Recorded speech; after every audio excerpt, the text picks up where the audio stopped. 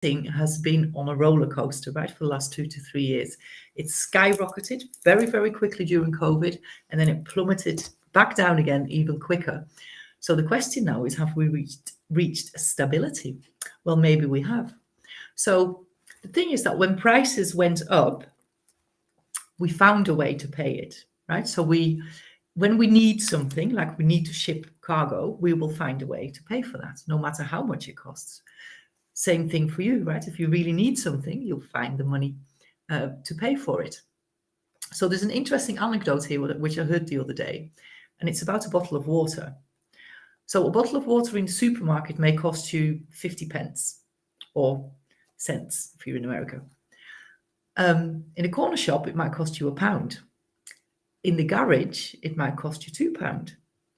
And in Disney World, it will cost you £3, as I found out last year when I was there. Way expensive, right? So it's not the water, it's the occasion and the circumstances where we buy the water. And actually, if we wanted a bottle of water wherever we would have been, we would have paid whatever the price would have been, right? So again, we will, if we really want something, we will pay for it. So people very often say something is too expensive. Nothing is too expensive. It just means that maybe you can't afford it. It doesn't mean it's expensive. It just means that maybe you can't afford it. So it's all relative, right? So let's give an example of comparing a cat with an elephant. When you compare the cat with the elephant is small. When you compare the cat with an ant, the cat is big. Same cat, same size, right? So it's all relative compared to what you compare it with. So for instance, you may think that £1,000 is a lot of money. But when you break that down then to 10 times 100, way less, right?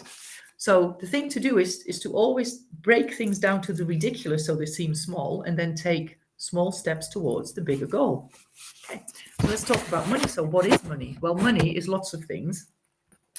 One of the things is that it gives you freedom. The other thing is that it's an amplifier. So it makes things bigger. So if you are a mean person, then you can, with more money, you can just be meaner, right? With, if you're a kind and generous person, with more money, you can be more kind and generous. So money is basically an exchange mechanism, and it's just, we use it because it's just way, way easier to use money than it is to swap 6 eggs for a pound of goat's cheese or 10 camels for a holiday, right? So it's way easier to use money as an exchange mechanism. So how do you think and feel about money? Do you think it's never enough? Do you think rich people are nasty? When you see someone in a nice car, for instance, a Lamborghini, one of my favorite cars, do you think they must be a drug dealer? Really ask yourself, how do you think about money? When you're paying a bill, do you resent it? Energy prices, although they're starting to come down again, they did spike quite high. So were you resenting paying a higher energy bill? Because rather than resenting it, you could say, well, I'm really appreciative of the fact that I can actually pay it. And I'm investing in a nice and cozy and warm home. So you'll be quite happy to do that, right? So it feels way better immediately if you start thinking just slightly different. Now, when we say spend or something costs something, has quite a negative feel to it, right? So rather than say spend, say invest. It does two things. One is that when you're investing money or anything, you are expecting a return on your investment, right? And also, when you say I'm investing, you're going to ask yourself, what are you going to pay? What are you paying for? And is it actually an investment? Okay, really, really try that for the next week or so, because it makes a massive difference in how you feel. Now, money is also energy, and thoughts about money are energy. So think about the relationship that you have with money.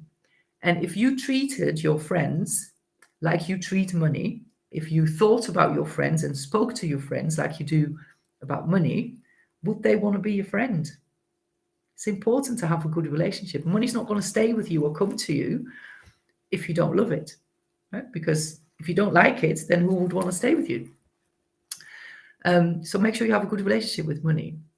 So as I said, money is energy, and energy has to circulate.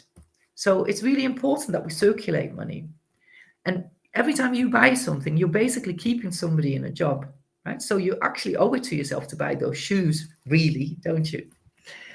Anyway, so I want to leave you with one last tip, which will make you smile, hopefully, and will make you feel way better every time you're handing out some money. So every time you pay something, say, thank you for spending time with me, money.